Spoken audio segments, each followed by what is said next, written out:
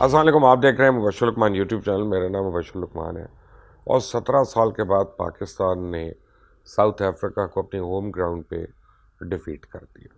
बहुत बड़ी अचीवमेंट है और बाबर आजम उन चंद कप्तानों की लिस्ट में शामिल हो गए जिन्होंने अपनी डेब्यू सीरीज़ में उन्होंने किसी गैर मुल्की टीम को यहाँ पे फतह दी। और ये बड़े ग्रेट्स के नाम है, उसमें फजल महमूद है, मुश्ताक मोहम्मद है, जावेद मियांदाद हैं, बाबर आजम आ गए उसमें और साउथ अफ्रीका को उन्होंने शिकस्त दी। अब अली हाशमी साहब को हमने रिक्वेस्ट की कि आके हमें बताएं और कि आज इसमें क्या हुआ और अगले T20s जो होने हैं साउथ अफ्रीका के साथ उसमें हम क्या उम्मीद कर सकते हैं। जी अली साहब। मेरे ख्याल में जब आप सीरीज़ एक जीत लेते हैं तो उसके बाद, और वो भी इतनी कन्विंसिंगली कि आप 2-0 से आपने ये सीरीज़ जीती है, तो मैं ये समझता हूँ कि उसके बाद जो आपकी T20 की सीरीज़ होने वाली है उसमें लाजमी बात है कि मोराल जो है वो बहुत ज़्यादा हाई होगा। वो मोराल जो बहुत डीमोरलाइज थे हम जब हम न्यूजीलैंड से हार कर वापस आए थे, तो अब उसमें ख़ासी बेहतरी आई है। और मुसलसल टीम की जो परफॉर्मेंस है वो सामने आ रही है कि वो बहुत बेहतर हुई है। ख़ास तौर पे मैं समझूंगा कि हमारी जीत की सबसे बड़ी वजह जो है कि वो हमारी फील्डिंग, जिस पर लोगों ने ज़रा कम तवज्जो दी है, वो थोड़ी सी बेहतर नज़र आई है। और कैचेस ड्रॉप ना होना वो हमारी जीत की सबसे बड़ी वजह जो है वो बनी है। ठीक है, बॉलर्स ने बहुत मेहनत की है, बैट्समैनों ने स्कोर भी किया है, लेकिन अगर फील्डर अगर सपोर्ट ना करें तो ऐसी सूरत अब मैं में तो मुझे अपने यंग एज में याद है कि इमरान खान के इतने कैच स्लिप्स के अंदर गिरते होते थे कि वो अगर सारे पकड़े जाते तो पता नहीं कितनी विकेट्स होती। एक दफ़ा मैं फजल महमूद साहब से बात कर रहा था, तो वो उनने कहा कि हमारी टीम जो थी वो तो कैचेस पकड़ने के लिए तैयार ही नहीं होती थी, और बल्कि ख़ास तौर पर इस बात पर बड़ा तबसरा होता था कि जब हम इंग्लैंड में थे तो जब हमारे खिलाड़ी कैच गिराते थे तो वो हंसते थे। तो अखबारात की जो शह सुर्खियाँ होती थी वो यही होती थी कि ये दुनिया की वाहिद टीम है जो कैचेस गिराने के बाद जो है वो हंसती है, और उसका साथ फिर बाकी टीम भी देती है। लेकिन अब सूरत हाल खासी बेहतर हुई है, और फील्डिंग जो है उसमें ये हुआ कि थोड़े मुश्किल कैचेस भी पकड़ें, और यही सबसे बड़ी मैं समझता हूँ कि वजह है कि जब आपकी फील्डिंग बेहतर होगी तो बॉलर का भी हौसला बढ़ता है, और वो फिर अच्छी बेहतर बॉल करने की कोशिश करता है। ऐसी सूरत में जब उसको विकेट उसकी वो ना मिल रही हो और कैचेस उसके गिर रहे हो तो फिर वो बहुत बददिल हो जाता है, फिर उसकी बॉलिंग में वो काट नहीं रहती जो कि ख़ास तौर पर बहुत ज़रूरी होती है। इसलिए मेरे ख़्याल में ये एक बहुत अच्छा फील्डर्स का इसमें काम रहा कि उन्होंने अच्छी फील्डिंग की। ना सिर्फ इसमें कि बॉलर्स का भी मैं समझता हूँ कि बड़ा अच्छा किरदार रहा। हसन अली ने बड़ी उम्दा बॉलिंग की, शाहीन अफरीदी ने साथ दिया, यासिर शाह ने अच्छी बॉल किया, और पाकिस्तान टीम ने बिल्कुल ऐन वक्त पर जब विकटें चाहिए थी वो विकटें हासिल की। और आज तो ऐसा महसूस हो रहा था कि शायद एक सेंचुरी जो साउथ अफ्रीका की तरफ से मकरम ने बनाई है कि पाकिस्तान टीम शायद ये टेस्ट मैच हार जाए और सीरीज़ 1-1 से ड्रॉ हो जाए। लेकिन ऐसे में विकेट ली, और फिर ऊपर नीचे दो विकटें जो हसन अली ने ली, उससे ये फ़ायदा हुआ कि एकदम से टीम नीचे बैठ गई, और उसी का फ़ायदा जो है वो पाकिस्तान टीम को मिला, और फिर मज़ीद जो है वो रेजिस्ट नहीं कर सके कि विकेट के ऊपर खड़े रहें। हालांकि जो ये ऐसी एक विकेट थी जिसके बारे में कहा यह जा रहा था कि ये गालिबन शायद स्पिनर्स को ज़्यादा सपोर्ट करे, लेकिन स्पिनर्स के साथ साथ यहाँ पर यह हुआ कि फास्ट बॉलर्स को भी सपोर्ट मिली, और बैट्समैनों ने ख़ास तौर पर अगर देखें तो रिजवान की मैं ज़रूर बात करूँगा कि बहुत उम्दा उन्होंने बैटिंग की है, और ना सिर्फ विकेट के पीछे उन्होंने शिकार भी पकड़े, और बल्कि बैटिंग जिस वक्त पाकिस्तान को बहुत सख्त ज़रूरत थी उन्होंने ऐसे में सेंचुरी बनाई और पाकिस्तान को जीत की तरफ गामजन किया। इसी तरह हसन अली ने 5 विकटें और मैच में 10 विकटें लेकर जीत में अपना बड़ा अहम किरदार अदा किया। और ओवरऑल तो ये ज़ाहिर है टीम एफर्ट होती है, और ख़ास तौर पर जो कप्तान है वो इस लिहाज से थोड़ा सा बेहतर, उसके डिसीजन जो हैं वो काम आते हैं जिस वक्त वो बॉलिंग चेंज करता है और फील्डिंग सेट करता है। तो मैं समझता हूँ कि बहुत मुनासिब वक्त के ऊपर ना सिर्फ बॉलिंग चेंज की गई बल्कि फील्डिंग जो थी बहुत सपोर्टिंग रही और अच्छे कैचेस जो हैं वो उसने पकड़े और उनका फ़ायदा हमारी टीम को ही हुआ। तो अब T20 में क्या लगता है?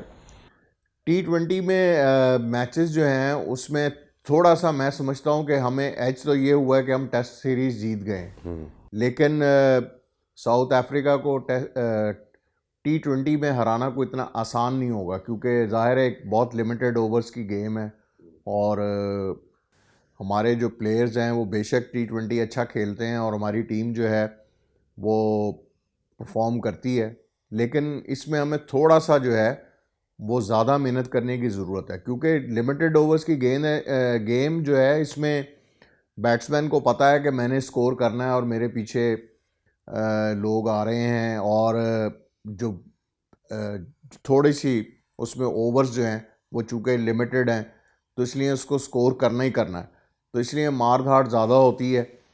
तो हम और मैं ये समझता हूँ कि जो साउथ अफ्रीकन बैट्समैन है वो इस लिहाज से बहुत हार्ड हिटिंग करते हैं, उसमें वो बहुत कामयाब हैं और इसमें भी यही कुछ ही होगा कि जो टीम जो है वो टॉस जीतेगी वो पहले बैटिंग करने की कोशिश करेगी और जब पहले बैटिंग करेगी तो फिर उसका फ़ायदा ये होगा कि उसमें उसके पास मौका होगा कि वो एक अच्छा टारगेट सेट कर सकें। अब ये डिपेंड करता है कि बाबर आजम और उनके जो कोचेज़ हैं उनके क्या ख्यालात हैं। अच्छा, ये मुझे बताएं अली साहब कि पूरी दुनिया की टीमें जो है ना वो टॉप 5 बैट्समैन उनके स्कोर करते हैं। हमारे यहाँ अजीब टीम है कि लास्ट 5 बैट्समैन स्कोर कर रहे हैं, टॉप 5 ने 367 किया कोई यानी टोटल स्कोर, और हमारे नीचे के लोगों ने 630 स्कोर किया। ये क्या हो रहा है? ये मैं समझता हूँ ये थोड़ा सा हार्ड लक हुई है कि हमारे जो ओपनर्स थे वो कोई अच्छा स्कोर नहीं कर सके दोनों टेस्ट मैचेस में और इसी वजह से ये हुआ कि प्रेशर जो है वो नीचे आता है और जब वो नीचे भी अगर मिडल ऑर्डर भी उस तरह से ना संभाल सके तो फिर ये होता है कि टीम जो है वो खासी नीचे चली जाती है। नहीं तो वही स्कोर जो 250 पर गया वो 500 तक भी जा सकता था, लेकिन बदकिस्मती ये हुई कि हमारे जो ओपनिंग बैट्समैन थे, ओपनिंग पेयर है, वो कोई ऐसा एडजस्ट नहीं हो पा रहा और यार जब से हम पैदा हुए हैं मोरलेस ओपनिंग का ही प्रॉब्लम रहा है। सिर्फ माजिद और सादिक के टाइम पे ज़रा कम था, आमिर सुहेल और सईद अनवर के टाइम पे नहीं था, उसके बाद हम स्ट्रगल ही कर रहे हैं। उसकी वजह ये है कि हम अपने प्लेयर्स को इतना टाइम नहीं देते। जैसे शान मसूद को हम लेकर आए थे, लेकिन फिर हमने उनको एक सीरीज़ में नाकामी के बाद उनको निकाल दिया और उनकी जगह दूसरा बैट्समैन ट्राई किया। तो इतने एक्सपेरिमेंट करने से बेहतर नहीं है कि अजहर अली को बना दे एक दफ़ा ओपनर? अज़हर ओपन भी करते रहे, लेकिन फिर उन्होंने गालिबन ये कहा था कि जी मैं ओपन से बेहतर है कि मैं वन डाउन आ जाऊं, क्योंकि वहाँ पर भी पूरा प्रेशर होता है। अगर बैट्समैन आपका पहले चंद ओवर्स में ही आउट हो गया तो फिर उसके बाद आपके पास ये वन नंबर डाउन 3 पे आपको प्रेशर पड़ गया। प्रेशर आता है, तो वो ऐसे में बेहतर यही होता है कि वो खेले। तो ज़हीर अब्बास मुझे हमेशा कहते रहे कि मुझे तो लगता है मैं सारी उम्र ओपनिंग की है मैंने। हाँ, वो जाहिर है वो इसलिए कि आपके ओपनर्स पहले कभी ओवर में तो आ जाते थे वो अक्सर, या बाहर आ दूसरे जाते, ओवर में अमूमन आउट हो जाते थे, जल्दी आउट हो जाते थे, तो इसी वजह से थोड़ा सा वो हुआ है। और मेरे ख्याल में जब बैट्समैन स्कोर ना कर रहा हो तो उसके लिए ज़रूरी होता है कि वो उसको डोमेस्टिक मैचेस जो हैं वो खेलने का मौका दिया जाए। तो डोमेस्टिक मैचेस अगर खेलेंगे तो थोड़ा सा कॉन्फिडेंस भी। रिजवान के मतलब क्या ख्याल है? मैं समझता हूँ कि रिजवान जो है इस वक्त बहुत उम्दा फॉर्म में है, बहुत अच्छा परफॉर्म कर रहा है और बहुत ज़्यादा जो उसके ऊपर तनकीद हो रही थी उसने उस तनकीद को बिल्कुल ही ख़त्म कर दिया है। और ना सिर्फ ये कि उसने बैटिंग अच्छी की है, अच्छा बैट्समैन साबित हुआ है, और बल्कि उसने विकेट के पीछे अच्छे कैचेस भी पकड़े हैं और ख़ास तौर पर जो पहला टेस्ट था उसमें उसने जो एक रन आउट किया था वो बहुत ज़बरदस्त था। और पाकिस्तानी टीम जो है वो उसकी कामयाबी की एक वजह जो है वो यही है कि आपके पास एक अच्छा विकेट कीपर भी है जो कि आपको मायूस नहीं कर रहा, ना सिर्फ तो बैटिंग में। आप कामरान अकमल को मिस नहीं कर रहे इसका तो? मेरा नहीं ख्याल कि हम कामरान को मिस कर रहे हैं, क्योंकि उसकी वजह ये है कि रिजवान ने अपने बैट से भी ये साबित किया है कि वो अच्छा स्कोर कर सकता है और दूसरी बात ये है कि हमें अब आगे की तरफ देखना चाहिए बजाय इसके कि हम बार बार कामरान की तरफ देखें। जहाँ पर हमें शॉर्ट टर्म में अगर हमें कहीं ज़रूरत महसूस होती है तो हमें विकेट कीपर चेंज करना चाहिए, लेकिन जहाँ पर एक विकेट कीपर अच्छा परफॉर्म कर रहा हो वहाँ पर उसी को ही कंटिन्यू कराना हाँ, चाहिए। तो हम तस्लीम आरिफ के मतलब कहते थे कि यार कितना अच्छा स्कोरर है, लेकिन जब वो 5 कैच विकेट के पीछे छोड़ता है, 2 स्टंप मिस करता है, तो 250 स्कोर भी तो बढ़ जाता है ना। जी, इसमें कोई शक नहीं कि वो एक अच्छे बैट्समैन थे, लेकिन वो उतने अच्छे विकेट कीपर नहीं थे। उनका उस वक्त मुकाबला जो था वो वसीम बारी के साथ था। और यार वसीम उनका बैटिंग भी तो फैसलाबाद की पिच पे थी ना, कौन सा सिडनी या मेडलेड की पिच पे नहीं, थी। उनने किसी ऐसी जगह पर तो सही बात है कि कोई इतनी अच्छी बैटिंग नहीं की, लेकिन फिर भी वो थोड़े बैट्समैन बेहतर थे। और लेकिन लेकिन बारी जो था वो कीपर कितना बेहतर था। वसीम बारी बहुत अच्छे विकेट कीपर थे और बहुत अच्छी कीपिंग करते थे, इसमें कोई शक नहीं। हालांकि उतने मुस्तनद बल्लेबाज नहीं थे। उनका तो हाई स्कोर ही 85 था इंडिया के against as a night watchman Lahore में। हाँ, सिर्फ लाहौर में ही स्कोर किया था, इसके 85 अलावा। उन्होंने किया था हाँ एक जी, दफ़ा। इसके अलावा वो कहीं ऐसी जगह स्कोर नहीं कर सके थे जिसमें वो साबित कर सकें कि वो बहुत अच्छे हैं। और जब वो टीम को लीड कर रहे थे इंग्लैंड में, तो वहाँ पर बहुत बुरी सूरत हाल थी। वहाँ पर कोई भी नहीं चल सका था, ना ही कोई जमकर बल्लेबाज बैटिंग कर सका था। तो उसके बाद से उनके ऊपर एक नाकाम कप्तान का टैग लग गया था। तो वो फिर उसके बाद दोबारा उन्होंने कभी उसकी कोशिश नहीं की कि वो दोबारा कप्तान बने, बल्कि उनकी कोशिश यही होती थी कि वो विकेट की पीछे जो है वो अच्छा परफॉर्म करें, और उसमें वो बहुत हद तक कामयाब भी रहे। उसके बाद मोइन खान आए, राशिद लतीफ़ आए, फिर कामरान अकमल आए, और अब जो है वो रिजवान जो है। अरे बाबर ने कोई अच्छा स्कोर नहीं किया, उसने इस बार ही बड़ा डिसअपॉइंट किया। बाबर के ऊपर मुझे लगता है कि प्रेशर बहुत ज़्यादा है, सिवाय इसके कि वो क़यादत अच्छी कर रहे हैं। और तो बोर्ड को चाहिए ना अपने प्लेयर्स को सपोर्ट करे। बिल्कुल बोर्ड को चाहिए कि वो प्लेयर को सपोर्ट करे, और उसके अगर कोई प्रॉब्लम है, कोई मुश्किल है, तो उसमें उसका साथ दे और उसको उससे बाहर निकलने में मदद करे, ताकि जो प्रेशर उनके ऊपर इतना ज़्यादा आ गया हुआ है कि कप्तानी भी वो कर रहे हैं, और फिर उनको स्कोर के लिए जिस वक्त वो बैटिंग के लिए जाते हैं तो फिर उनके ऊपर ये भी होता है कि ये स्कोर करेगा, लेकिन वो उतना स्कोर नहीं कर पा रहे हैं, अभी तक सेंचुरी से महरूम रहे हैं।